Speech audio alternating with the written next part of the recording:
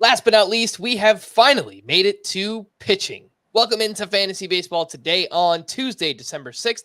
Frank Stampfl joined by Scott White, and we're jumping into starting pitchers with a recap of the top 24 from this past season, and should be a lot of fun.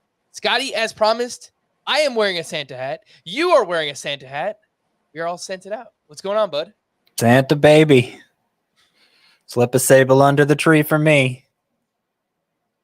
Is that your jam? It's fine. It's fine, Jam. I feel like we've talked about this a bunch of times. Your favorite Christmas song or holiday song is? Oh, I like really traditional stuff, like basically Christmas hymns. So, like "Hark the Herald Angels Sing," stuff like that. That's more for me. The classics. The classics. Oh, you know what? I'm looking at our Santa hats here, and we. I don't know. It's kind of odd that both of us are wearing red. Like only one guy should get to wear the red one, Why? Like one of us should be the elf, shouldn't we? Which of us should be the elf? I do not have an elf hat, Scott. So I'm out. That's too bad. Here's the plan for the next 2 weeks, by the way. We're gonna elongate our starting pitcher recap and early preview for next season because frankly there's just so many pitchers to talk about. So today we're going to do a recap, as I mentioned, on Wednesday night and Thursday morning. We will get a pitcher prospect part 1 with the Welsh, and then next week we'll have early starting pitcher ranks and then prospects part 2 also with the Welsh. So that's the breakdown for the next coming weeks. But let's just jump in, Scotty, and we'll talk about, I guess, a macro look at starting pitching, and then we'll just jump into all the specific players. But alrighty, league-wide starting pitching, and we've said this plenty of times, but much better than recent seasons. Specifically, starting pitchers. The league-wide ERA was 4.05 this past season, the lowest since 2014. And Fangraphs has league-wide pitching stats since 1993.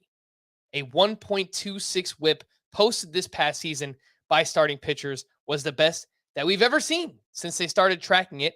We have lost Scott, but once he gets back in here, I will connect him. And here he is. I think I clicked out of it. I was trying to minimize my screen, and I just said goodbye to everybody. So it sounded like you were going to say something really interesting, though. So I'm sorry I missed it. All right. So I'm just going to erase everything that we just did, and let's do it again. So starting pitching this past season was much better than we have seen in recent seasons. 4.05 ERA is the lowest we've seen since 2014. Whew. Fangraphs has league-wide pitching stats dating all the way back to 1993.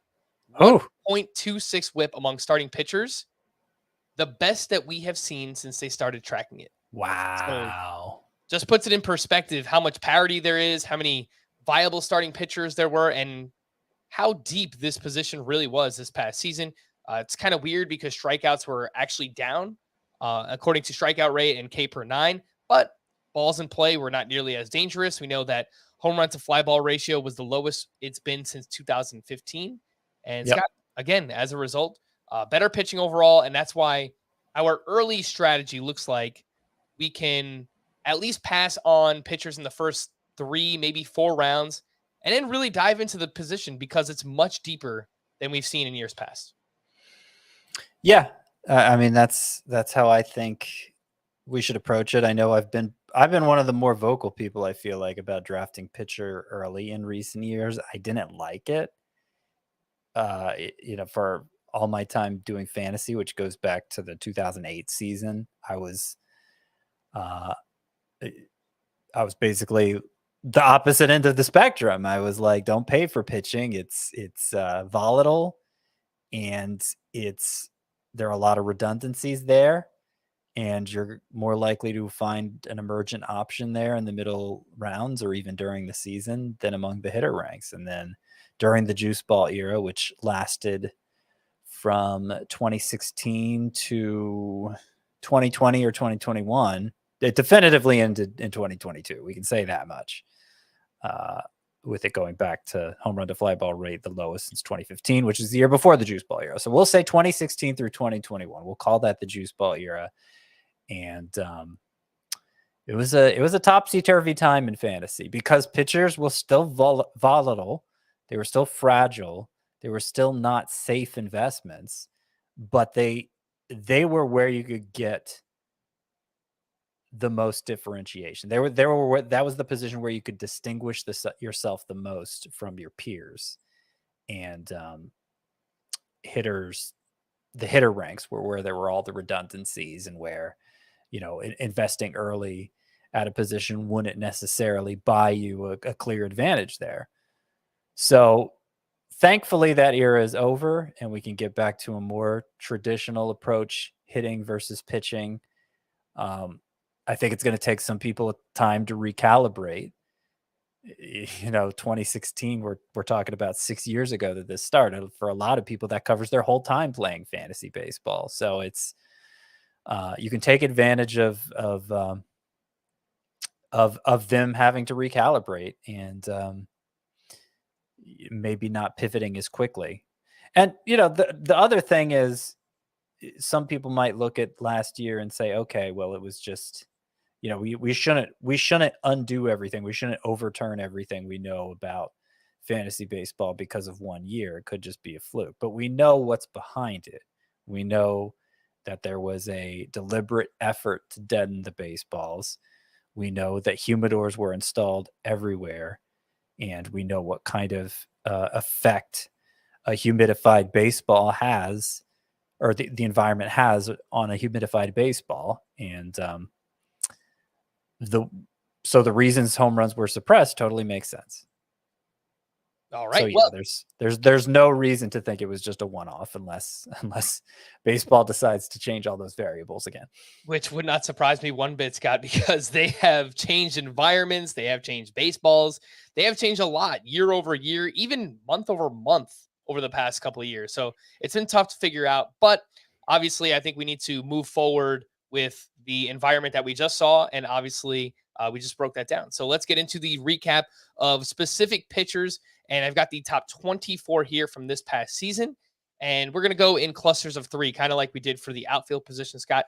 And let's start off with the top 3. Justin Verlander, who we did an emergency podcast on earlier in the day. So if you want to hear more of a breakdown of his, it doesn't really change much with him going to the New York Mets. But if you want to hear us talk about maybe the early value on a Justin Verlander and his ADP, you can go check that out. But Verlander finished as the 4th overall player in Roto this past season, the top starting pitcher, and he was the American League Cy Young Award winner, a huge bounce back season coming back from Tommy John surgery. Sandy Alcantara. Sandy? Tell me about it, Stud. The National League Cy Young Award winner, finished 11th overall in Roto.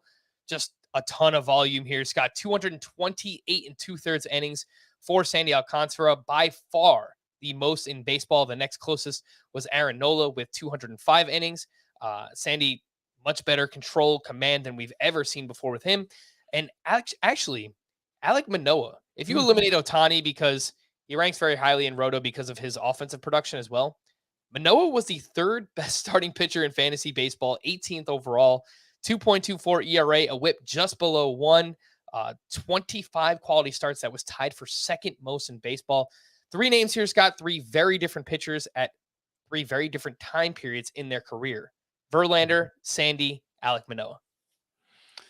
Yeah, Alek Manoah is the surprising one. I would have guessed quite a few pitchers before I got to him, finishing 3rd this past year.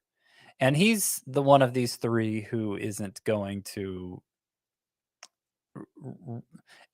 going to be in the running for number 1 overall pitcher next year, because I think there are reasons to expect regression, especially with the 2.24 ERA, because he's less than a strikeout per inning. I think we got Alek Manoah's absolute best case scenario in 2022, and while he's really good, while I'd be fine with him as my ace, there are at least a dozen pitchers I'd rather have than him. So Justin Verlander and Sandy Alcantara, the 2 who finished ahead of him, are actually, depending on the scoring format, Verlander's my number 1 pitcher in 5x5 leagues, Roto leagues. Alcantara's my number 1 pitcher for next year in points leagues. Verlander, we kind of got into into this in the emergency pod, how early ADP, he's going 11th among starting pitchers, which I think is totally an ageist response. The fact he'll be 40 last year. I understand it sounds scary, but I think given all the risk factors for a pitcher, age is like very low on the list. Because it doesn't matter how old you are, you're very likely to get hurt. I think the best indicator that you won't get hurt, that you'll hold up over a whole year, over a big workload, is that you've done it before. Especially you've done it lots of times before, as Verlander has. So I actually consider it almost a mark in his favor that he's been around that long. He's proven his how there's a better word, but durable. He's proven how durable he is.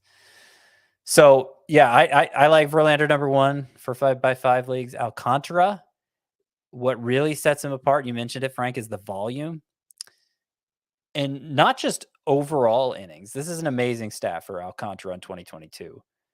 14 times, 14 of his 32 starts, nearly half of them, he went not just 6 innings or more, not just 7 innings or more, 8 innings or more in nearly half his starts. It is unheard of. It's like something from 30 years ago. And obviously in points leagues where innings are worth 3 points apiece, that's really valuable. Now I expect Alcantara to regress in some areas too. He had a 2.28 ERA this past year. That's compared to a 2.92 xERA, 2.99 FIP, 3.29 xFIP. So those 3 ERA estimators are very close in their estimates for what Alcantara should have done. And I think that's a fair estimate of who he is. Still really good marks if his ERA was that, but obviously it's not 2.28. So that's why Alcantara is not a clear-cut number 1 in roto leagues necessarily. Mm-hmm. And some people might try to ding Sandy Alcantara for the lower K per 9 and the lower strikeout rate overall. But because he throws as many innings as he does, 207 strikeouts this past season, finished 8th among starting pitchers. So I don't know that we would expect him to throw 230 again. It just seems kind of hard to repeat that much volume, but I still think he's the odds-on favorite to lead baseball in innings pitched again this upcoming season. Pitchers 4 through 6 this past year included Julio Urias, 21st overall in Roto, Corbin Burnes, who was 26th overall, and Dylan Cease, who was 28th overall in Roto as well. Julio Urias got even better than he was in 2021. He now has 37 wins over the past 2 seasons. That is the most in baseball. No other pitcher even has 30. Julio Urias has 37. That is a massive total for him. Corbin Burnes, we know that he had a rough stretch in the second half, Scott. It was specifically a 7-start stretch from August through September where he had a 5.62 ERA and a 1.27 whip. I dug into it. There was nothing that I could really point to. I mean, maybe he was just unlucky. Swinging strikes were down a little bit during that time, but overall, still a fantastic year for Corbin Burnes. And then Dylan Cease really, really broke out. 2.20 ERA, 1.11 whip, 227 strikeouts, were 5th most in baseball, really just leaning into that slider, which is one of the best, maybe the best in all of baseball. And it seems to be a formula that works for Dylan Cease. So 3 more pitchers here, Scotty: Julio Urias, Corbin Burnes, and Dylan Cease. So Burnes looks like the odds-on favorite to go number 1 among starting pitchers last year, and I'm of 2 minds as far as that goes. He did exceed 200 innings. He got to 202, which is a big milestone for a starting pitcher, particularly one who makes himself out to be an ace. That was an increase from 167 the year before. So wasn't confident he could get to 200, but he's shown he can. That being said, his effectiveness slipped a bit, as you mentioned. Was it related to that increase of in innings? The fact it happened in the second half makes you wonder. It could have been just bad luck, like you say. But that's why I have him. That's why I have Verlander, and I don't think just Verlander ahead of Burnes heading into next year. I'd rather see him. I'd like to see Burnes do it more than once, and it's not like in terms of ratios he really stands out from somebody like a Verlander. but really good, obviously. Yeah, Urias, that's the wins. He pitches for the Dodgers, and he's probably the most stable starting pitcher the Dodgers have. So I would expect that to remain the case for Urias, him to remain a big winner. The Dodgers are going to remain a big winner. There's no doubt. He's also very reliable for ERA. He is one of those pitchers, Urias, who is unusually good at limiting hard contact. And so you look at a number like xFIP, it's never going to look that strong for him, but xERA has consistently been good for him. I'm normally not somebody who appreciates who favors xERA for pitchers who counts on them limiting hard contact year after year. But the fact Urias has already done it for so long, I would say he's an exception to that preference. And that preference may be weakening anyway, given that the ball's playing differently now and all forms of contact are less dangerous than they were before. That's another reason why I'm pretty bullish on Urias. The downside for Urias is that he doesn't take on the biggest workload. He's durable in terms of not going on the IL, but he has yet to have even a 190 inning season, much less 200. So that's going to push him outside of the top 12 for me. One thing I wanted to ask you, Scott, about Urias, and I guess the Dodgers pitching staff in general, with the shift ban coming this year, these are pitchers that have routinely run really low BABIPs. And that's why we see the ERA indicators much higher for someone like Julio Urias compared to his actual ERA. Any concern there that maybe the Dodgers have done a really good job maximizing the shift and getting the most out of their defense, which obviously helps their pitchers, whereas maybe they can't do that as much moving forward without the shift? Any thought? Well, I hadn't thought about it. It stands to reason that could be a factor. Like I said, all forms of contact are less dangerous now. And Urias, he's not especially ground ball prone, right? Plus he's a left-hander, so you would think teams are mostly batting a bunch of righties against him, which would make for fewer infield shifts. So, I mean, I don't have actual data on that, but it just stands to reason. I would not factor that so much into my assessment for him, but it's something. It's kind of a broader idea worth considering, maybe with other pitchers. Yeah, particularly ground ball heavy types. Yeah, I agree with that. I mean, I guess we could bring it up when we talk about Framber Valdez, but it's something worth considering, especially as many ground balls as Framber Valdez does get. Starting pitcher 7 through 9 from this past season. Darvish finished 29th overall in Roto. He was actually 4th best in fantasy points per game. Just a ton of quality starts, 25 of them. That was tied for second most. Big bounce back year for Darvish this past season. Carlos Rodon now proved that he can do it nearly over the course of an entire year. So for those who are worried about Rodon's health, like me, shame on you. And then Zach Gallen was number 9 this past year, 34th overall in Roto. Another one like Rodon. If you're worried about the elbow, the forearm, the shoulder, multitude of injuries for Zach Gallen, shame on you, because he was ridiculous. Thanks by just an insane second half, Scott. 1.49 ERA, 0.74 whip, up over 10K per 9 for Zach Gallen. I looked into it. He did up his curveball usage quite a bit. It went from 19% in the first half to 26% in the second half. And that is a nasty, nasty curveball for Zach Gallen. 3 pretty intriguing names here, Scotty. Darvish, Carlos Rodon, Zach Gallen. Yeah. So Carlos Rodon is my favorite moving forward. I mean, he's the one who had the ridiculous strikeout rate, and he's now proven his durability 2 years in a row. Remember, he kind of fell off late in 2021, and there were some concerns as he entered free agency. That's why he signed a short-term deal with the Giants. Back on the open market, coming off a new career high in innings, and without really falling off like he did before. He was his 12K per nine led the majors. He actually led the majors in FIP too, 2.25. So I think Carlos Rodon is the most, the one you could most safely call an ace of these three. Darvish, his ups and downs are going to kind of hold him back. I think he's capable of doing this again, but we've just seen so much inconsistency from Darvish throughout his career. Remember, going into last year, he had plenty of concerns for Darvish as well, because his 2021 second half was just a total disaster. He's no spring chicken, Darvish. No, it's not a young guy. So, yeah, that's what I have to say about him. Zach Gallen, yeah, I was really concerned about Zach Gallen because of, I mean, and he had that elbow issue, and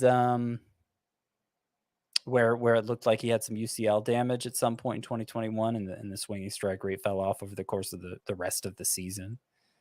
So to see him bounce back like he did, I don't know. I have a feeling others are like, I have a feeling his value is going to be inflated quite a bit from the second half, and it's going to price me out of the Zach Gallen competition again, because he wasn't, at least season long, strikeout rate, certainly swinging strike rate, they were still pretty modest. But he did pitch much better down the stretch, as you said, and the final numbers are very strong. 9.4 K per nine, that's not so ace-like. But a career best walk rate, and certainly no health concerns for Zach Gallen right now. All right, let's move on to 10 through 12 from this past season. We had Gerrit Cole, who finished 35th overall in Roto, Aaron Nola, 37th overall in Roto, and Shane McClanahan, who was 38th overall in Roto. Gerrit Cole led baseball with 257 strikeouts. He also led the American League with 33 home runs allowed. I think you can point to the xFIP, Scott, and the Sierra and say, man, Gerrit Cole was unlucky, but this is now 2 years in a row where his ERA has actually been a decent bit higher than his ERA indicators. I think this is kind of just where he's going to live. Low to mid threes ERA, a ton of strikeouts. Gerrit Cole is still really valuable. He's just not that standout SP1 that we have seen in years past. Aaron Nola, big bounce back year for him. 3.25 ERA, 0.96 whip, 235 strikeouts. Those were fourth most in baseball. And his control was just otherworldly. 1.3 walks per nine, 70% first pitch strike percentage. So really taking advantage and getting ahead of hitters this past year.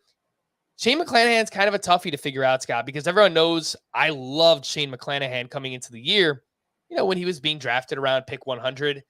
Now you're probably going to have to use a second or third round pick on him.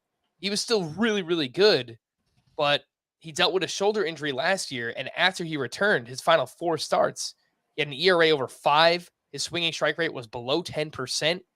They were tough matchups, 2 against Houston and 2 against Toronto. So maybe that has something to do with it, but I kind of want to hear or see more from Shane McClanahan in the offseason and spring training before I'm looking to invest. So 3 awesome pitchers, but, some mild concerns with some of them. Gerrit Cole, Aaron Nola, Shane McClanahan.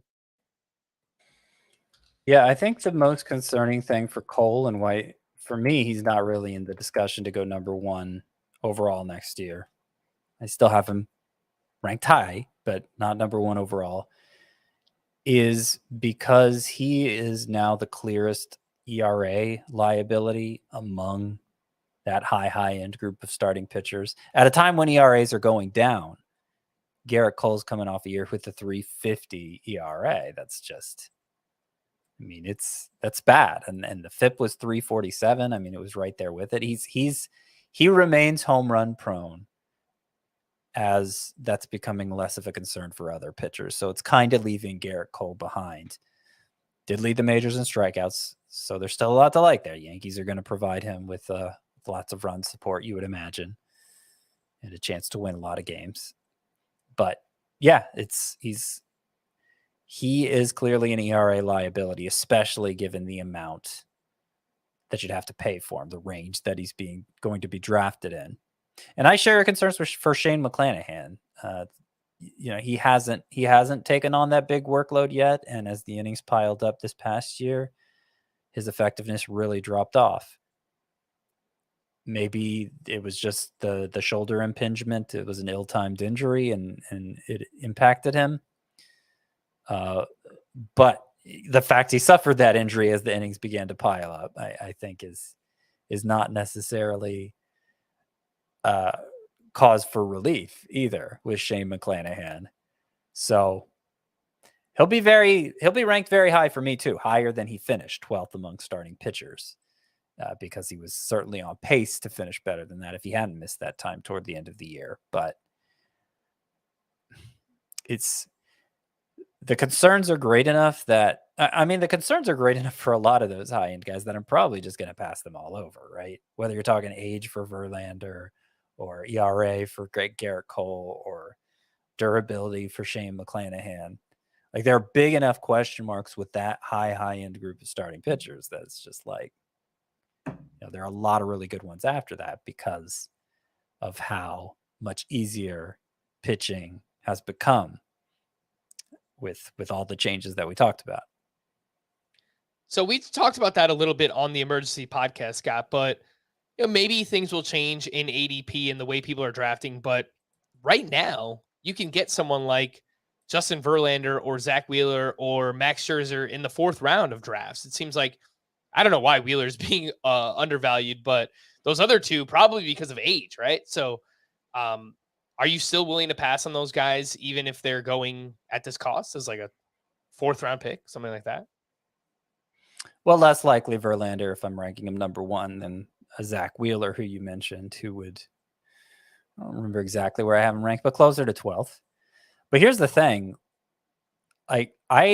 For Roto League specifically, head-to-head points a little different, of course.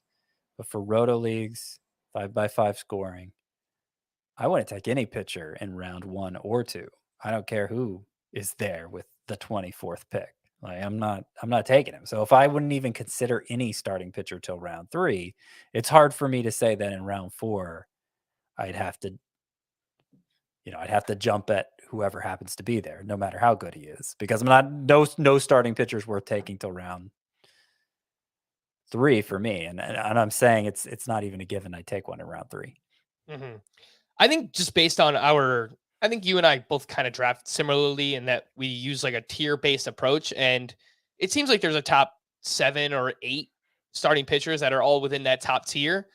If they're slipping into like the 3rd or 4th round, then I'm going to be very tempted to do something like that. I generally agree. I mean, first 2 rounds, it just doesn't seem necessary with how deep the elite starting pitchers are this upcoming season, but we still have some time to see how that kind of shakes out as we get into like February and March. To put it in perspective, Alek Manoah, who you said finished 3rd this past year, I'm ranking him 14th. Julio Urias, who you said ranked 4th? I'm ranking him 17th. Darvish, who you pointed out ranked 7th, finished 7th this past year. I'm ranking Darvish 19th. So, and the reason I'm doing that isn't so much because I think they're bad. Certainly I don't think Julio Urias or Alek Manoah is bad.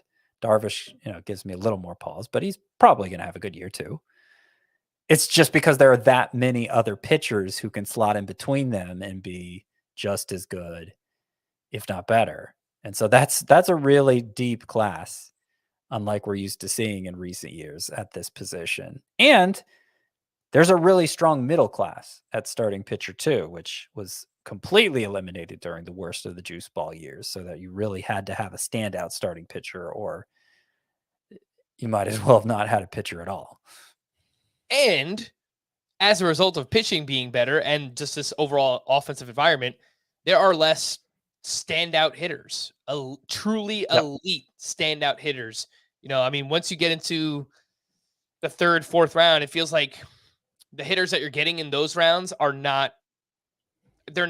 they don't stand out as much compared to the hitters you'll get like 2 or even 3 rounds later. So it's kind of jumbled up at that point. There's a clear drop off, I think, in the hitter ranks after It's a little later than that, but it gets really gross at. I need to do a few more mock drafts to get a better sense of when exactly it is, but it might be as early as like round 7. It might be more like round 10, but somewhere in that range. If you're still shopping for hitters after that, you're really you're really not going to like what you get. It's either sell out for upside or settle for mediocrity. All right, well, let's hit a quick break. But before we do that, you may have noticed that we are putting out some short form content recently on our YouTube channel, but we are also putting it on our TikTok account. So if you have TikTok, make sure to follow us at FBT Pod. Again, we have all these 30-second, 1-minute videos coming out. I clipped some stuff from our Verlander and Trey Turner discussion. So again, you can find that on TikTok. The link is in the podcast and the YouTube description. Let's take a break, and we'll be back right after this. You'd be Mrs. Dutton. I would. Seems we're neighbors. I've acquired the Strafford Ranch. Well, this is the Yellowstone, and you have no rights here. Jacob, you can't start a range war. Range war's already started.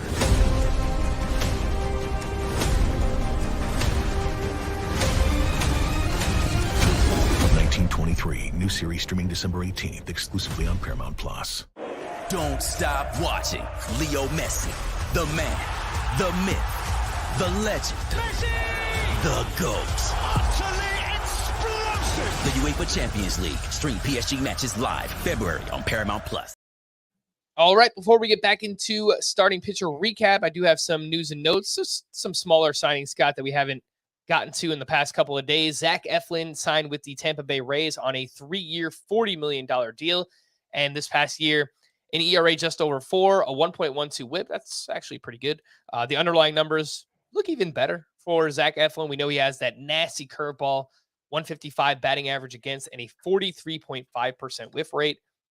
The question will be, can Tampa Bay work their magic and get the best out of Zach Eflin? It wouldn't surprise me. He's not a priority or anything in drafts, but I think he's just a name to remember considering he's now on Tampa Bay. Yeah, this is a weird one because that's a lot of money for Zach Eflin for any team to give him, but especially the Rays. Was it 3? Yeah, 340, like you said, 3 years, $40 million. That's the biggest free agent contract in Rays history. They're giving it to Zach Eflin, Wow. a guy who's only once had an ERA under 4, and that was 3.97 ERA in 2020. And it has a history of knee problems on top of it. And this is the guy the Rays are shelling out for.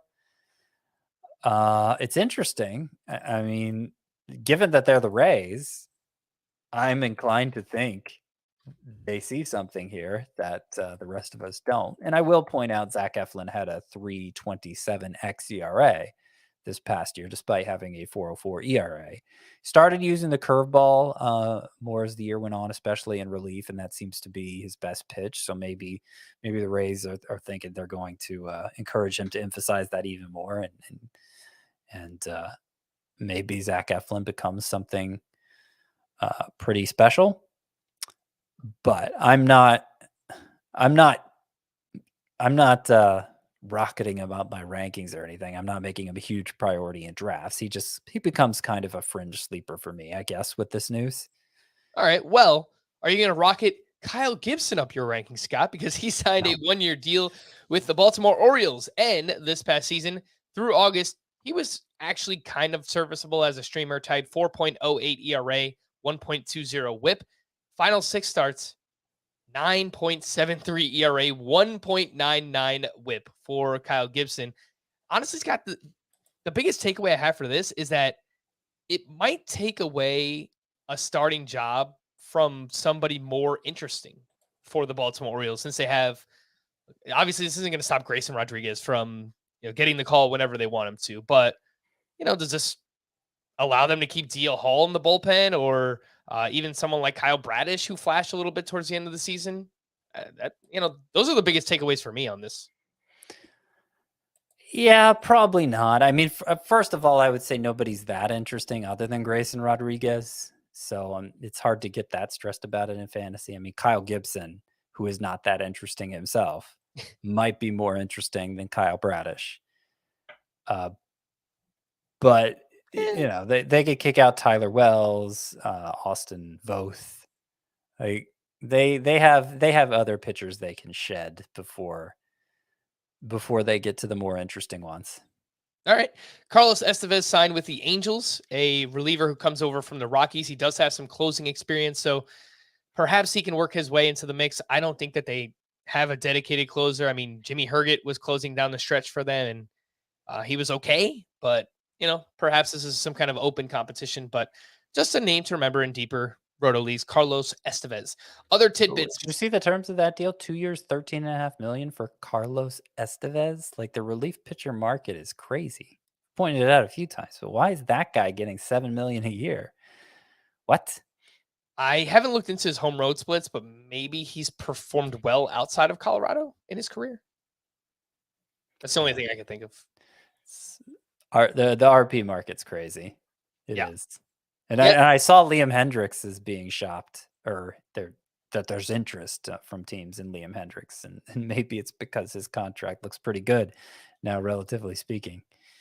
Yeah, and look, if teams are willing to shell out some crazy contracts for relievers, who knows what some team might be willing to trade to get a Liam Hendricks. So we'll see what happens there. I mean, I guess if they traded him, Kendall Graveman would be the next man up in Chicago, but we'll see. I mean, obviously the White Sox have designs on competing, so it's I'm not sure it's going to happen, but it is something. It is an idea that has been tossed out there during the beginning.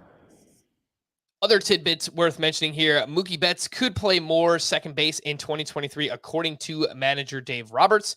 Chris Bryant, quote, looks good, and the Rockies are optimistic that he'll be healthy for the start of spring training. He only played 42 games this past season due to plantar fasciitis. Sean Murphy is atop the Cardinals list of trade candidates. And on Sunday night, we got a report that there was a trade close to being done for Sean Murphy, but no details came out after that. It's someone linked into the Braves, and then that got squashed. Yeah. So it sounded like the Braves were the front runners at first, but then that got shut down. It doesn't really make sense. Which makes sense. Yeah, because they have Travis Darnell and William Contreras. I had no idea what was going on there. But yeah, I mean, a team like the Cardinals would make more sense for Sean Murphy, with Yadier Molina, of course, being retired now. We'll have to wait and see, though. The Rockies have begun conversations with Cody Bellinger, who, again, was non-tendered by the Dodgers. He is an unrestricted free agent. He could choose to sign wherever he wants. I think the Astros have been linked to Cody Bellinger as well. So either way, that would be a pretty awesome rebound landing spot, the Rockies or the Astros, for Cody Bellinger. Brian Reynolds has requested a trade from the Pirates, though we have heard his name pop up in trade rumors in the past. And Fred McGriff was the lone player elected to the Hall of Fame by the Contemporary Era Committee on Sunday. Scott, any thoughts or congratulations to Fred McGriff? I mean, I have fond memories of Fred McGriff from his time with the Braves. When I really first got into baseball, he was their cleanup hitter. I don't think he's really a Hall of Famer. This isn't as bad as Harold Baines, but it's closer to that level than being legit, I think. So,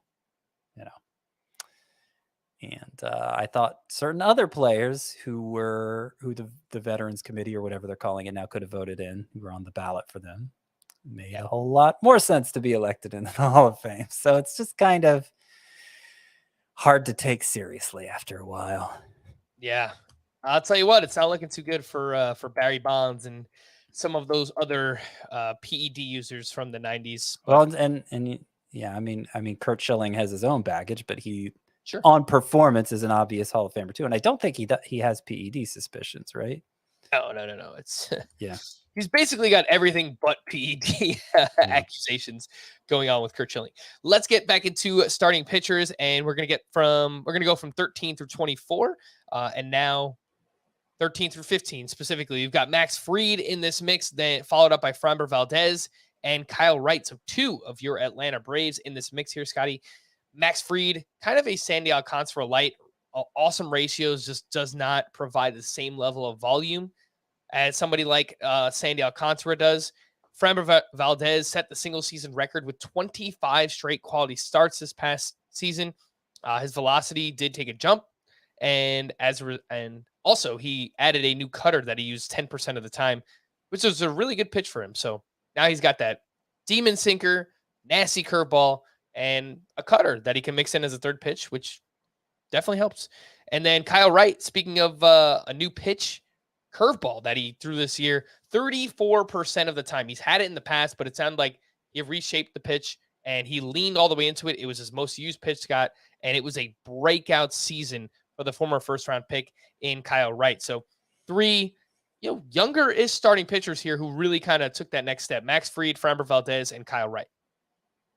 Now, these are 3 extreme ground ball pitchers. Valdez especially is kind of an outlier in terms of ground ball rate. And you brought up the possibility of maybe those guys suffering from the limited infield shifts next year.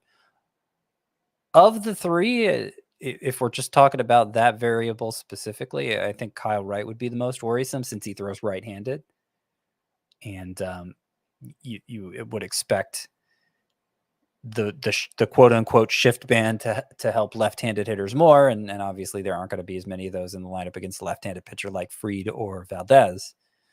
But Wright is right-handed. Plus he's not as proven as those other 2. And none of them are big strikeout pitchers, but I think Wright had the lowest strikeout rate of the 3. I'd have to double check that. It's probably pretty close. It got worse as the year went on for Wright. I know that much. So skepticism, a certain amount of skepticism is warranted for Wright. He was the major's only 20-game winner, worth noting. And obviously the Braves provide ample run support. Because there seems to be no enthusiasm for drafting Wright based on early mock draft results, there's a good chance I'm going to be investing in him a lot because I don't think the expectation is he's going to turn back into a pumpkin. I think a half step back, particularly because of all the games he won, is to be expected. The shift issue maybe creates some added concern. But I'd be happy to take him outside the top 30 starting pitchers. I understand we're talking about he finished much higher than that this past year, but that's not where he's going in drafts. Yeah, no, that's a fair point. Why would you don't have to draft him there. And you still think he can be a valuable pitcher going outside the top 30, then yeah, I can see it. Look, he still pitches for a great team in the Atlanta Braves. I did look into the BABIP of all 3 of these players while you were talking, Scott, and none of them had like outlier low BABIPs. They were all around like 275 to 285. So I'm going to keep my eyes out for that, one ground ball pitcher or multiple ground ball pitchers who have a really low BABIP. And I think that's who might suffer from this. That is a pretty low BABIP though. But it's kind of in line with their career marks for all 3 of them, actually. So. Well, but their whole careers happened during a time when there was a lot of shifting going on, right?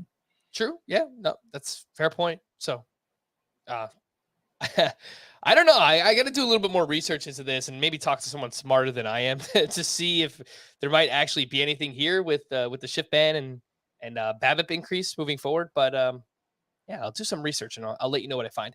16 through 18 in starting pitchers this past year. We had Shane Bieber finish 46th overall. Tony Gonsolin finished 49th overall. And Tristan McKenzie 52nd overall. 2 names here, Scott, who we are not used to being on this list, or at least not this high up. Tony Gonsolin, who really broke out, 2.14 ERA, 0.87 whip. He was always talented, and he's someone I know you touted as a sleeper last year. He just finally was able to stay relatively healthy for 130 innings. And then, of course, he got shut down with a strained forearm. So, the question is, what do we do now with Tony Gonsolin? Tristan McKenzie, another one where we've seen flashes of the talent. We just haven't seen him do it over a sustained period over the course of an entire season. And that's exactly what Tristan McKenzie did this past year. Shane Bieber really bounced back, Scott. I was worried about him. I had him on my bust list. I was concerned about the shoulder the year before. He put all that to rest. The velocity, not where it was in years past. He's not the same pitcher that he was. He doesn't get as many swinging strikes. He doesn't get as many strikeouts, but still found a way to be really, really productive this past year. So he's doing it differently, but I trust it. I actually do trust it when it comes to Shane Bieber. Those other 2 are a little bit tougher, Tony Gonsolin and Tristan McKenzie. What do you think? Yeah, I mean, Shane Bieber's velocity decrease came at the optimal time for him because even though he was allowing more contact, it didn't cause a spike in the home run rate. And so that allowed him to succeed in spite of it. And because we don't expect the ball or the humidors to change back, I think that's going to continue. I mean, Shea Bieber still pitches deep into games. He still has really good control. And so that's going to keep the whip down. I think if you're just looking at the if you're just looking at the profile of what this pitcher's strengths and weaknesses are, Shane Bieber is really close to Alek Manoah. Like I see those two as comparable, and I rank them back to back because of it. Manoah, I know I keep talking about my rankings, and we're supposed to be doing that next week. It's hard not to relate it back to that. But I see those two as really comparable. Fly ball guys with pristine control who consistently work deep into games.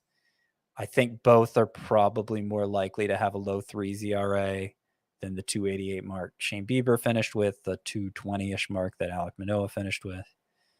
But I think they're both similar.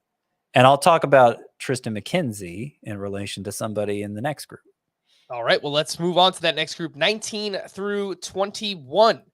In starting pitcher this past year, Nestor Cortes finished 53rd overall, Christian Javier 54th overall, and Max Scherzer 55th overall. So again, two names we're not necessarily used to. Max Scherzer a little bit lower here because he only threw 145 and a third innings. That was actually the lowest of any full season in his career. The injuries slowly starting to add up. He missed a good amount of time with an oblique injury this past year. That is Max Scherzer. Nestor Cortes has now made 42 starts since the beginning of 2021. During that time, a 2.61 ERA, 0.98 whip. And I think I know what you're going to say, Scott. Him and Tristan McKenzie, very similar pitchers. They're fly ball pitchers. They don't give up a lot of hits, and they do a good job of limiting hard contact and home runs. And that's really how they've kind of made it here. Same thing for Christian Javier. I guess we could just run all three of these together. Actually, right? Is what I was going to say. There you go. Yeah, Christian Javier, another one where he's a fly ball pitcher, but he doesn't give up a lot of hard contact, and he limits home runs. He also has this like invisible fastball, creates great deception with it, a ridiculous slider. He doesn't really need a third pitch. He's proven now that he can get by on those two really, really awesome pitches. So these are new names to this list, Scott, being ranked this highly and finishing this highly, but I have a good amount of confidence in each of them. Christian Javier, Nestor Cortes, and the aforementioned Tristan McKenzie. Yeah, Javier and McKenzie were the two I wanted to compare to each other for exactly the reasons you laid out. Young guys who are coming off their first season of being true fantasy standouts, who have ridiculously high fly ball rates. And so in years past, during the juice ball era, I might have been a little scared off by those fly ball rates. I mean, you look at xFIP, which treats it rather than so FIP takes into account home runs against a pitcher, strikeouts, walks, home runs. xFIP strikeouts, walks, and fly ball rate. So it kind of measures a pitcher's home run, the threat of home runs off a pitcher versus the home runs actually hit. So that's why I leaned more on xFIP during the juice ball era, but I'm kind of shying away from that now because fly balls aren't as often becoming home runs. So Christian Javier, 2.54 ERA, but 3.53 xFIP. You're like, oh no, look at that xFIP. Christian Javier is going to come crashing back down to earth. I don't think that's the case. I think he's just kind of his track record alone says he's kind of freakish in terms of avoiding home runs despite all the fly balls he gives up. And yeah, I think in this era, especially, he's going to be a real standout. One way that he stands out from Tristan McKenzie compared to last year is the strikeout rate. He had 11.7 K per nine, did Christian Javier, but McKenzie, what was his? Wasn't anywhere close to 11.7. It was 8.9. He didn't even have a strikeout per inning. So I think Christian Javier is going to be somebody who I'm pretty invested in next year. I think he stands out from a few of these guys we've mentioned in front of him: Gonsolin, McKenzie, Cortes, and Kyle Wright. Keep going up the list. I mean, I think he's probably closer to. No, we'll say he's ahead of that group that I just mentioned: Gonsolin, McKenzie. Yeah, I'd take Javier over all of them. Yeah, look, on a per inning basis, Christian Javier was ridiculous last year. He just didn't provide as much volume as other pitchers.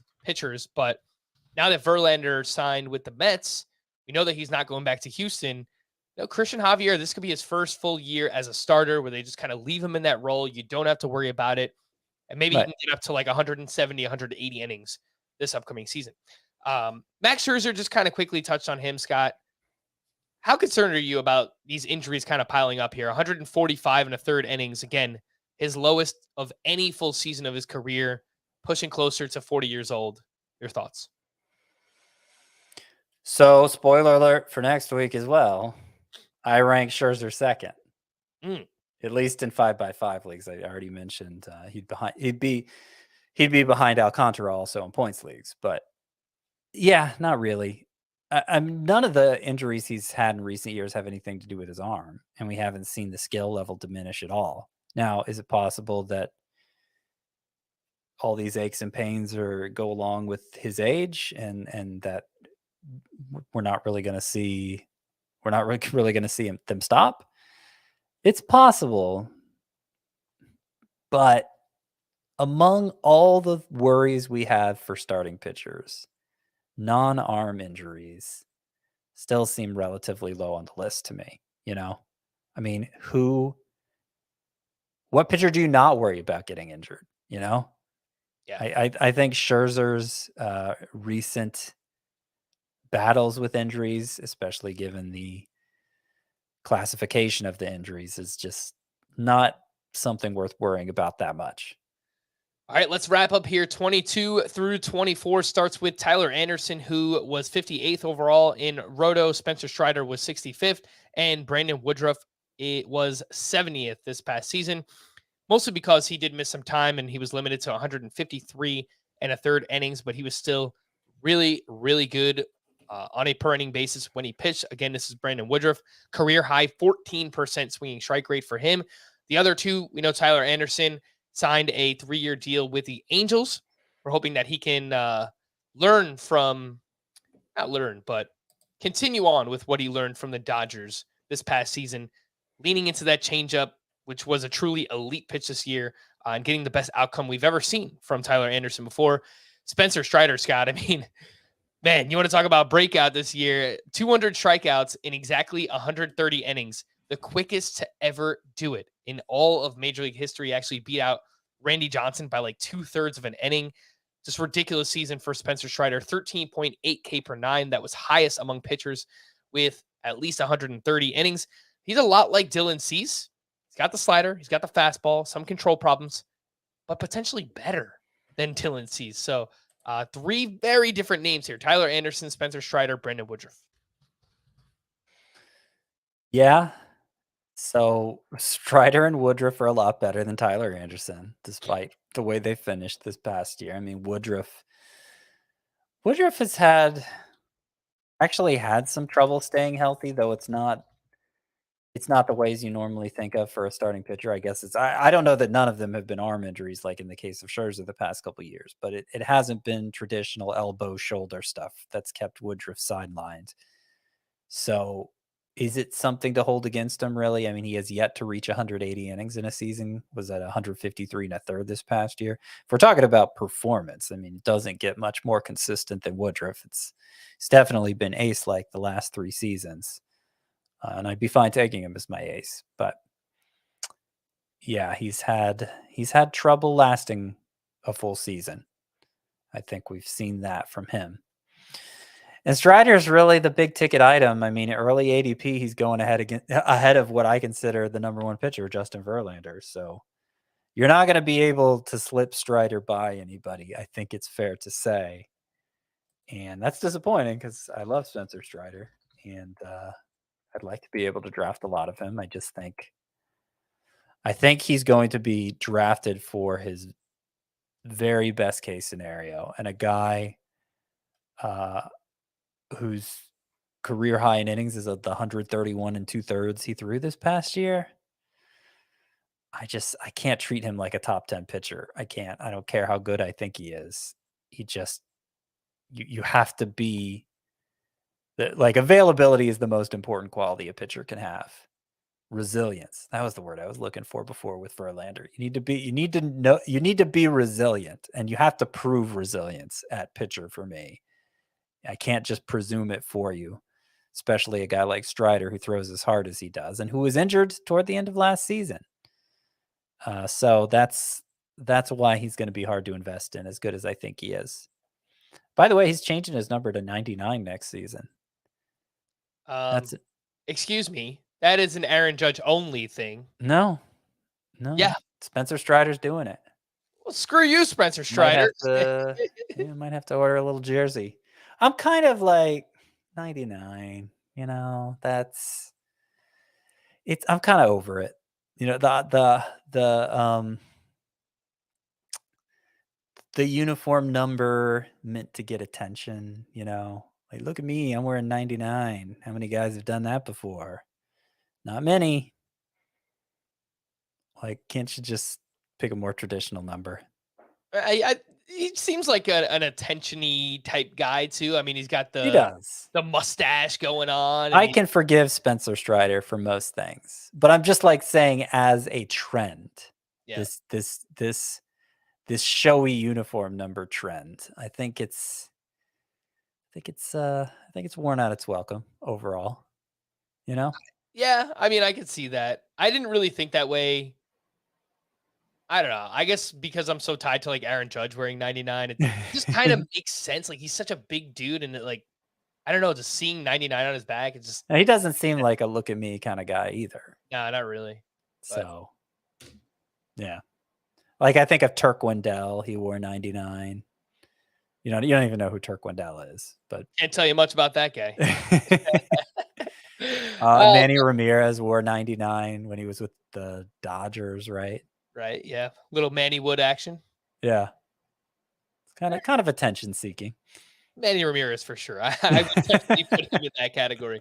All right. Top 24 from this past season. We just kind of ran through it. Of course, as we get closer to the start of draft season, when we do our full position previews and our starting pitcher previews, we're going to go more in depth on all of these players. But just nice little recap for now. And of course, next week we will have an early look at Scott's rankings, and maybe I'll try to get a guest on here, Scott, and we can kind of have you guys debate pitcher ranks a little bit, because frankly, I don't have any pitcher rankings yet. So I've got to get on that. I've got about a month or a month and a half to get It's messy. Like, the downside to that high end tier of starting pitchers, it being so plentiful, is that I think there's a lot of room for debate, a lot of room for disagreement. I mean, the fact that the pitcher being drafted 11th overall right now, for however long that lasts, is my number one. Like, it makes me want to slap myself and say, come on, man, you can't be that far off the consensus. And yet, right. I think Verlander's the safest bet for next year. Sorry. Hey, you don't have to apologize to me. But we're going to wrap there. For Scott, I am Frank. Thank you all for listening and watching Fantasy Baseball today. We'll be back again on Wednesday night, Thursday morning. Bye-bye.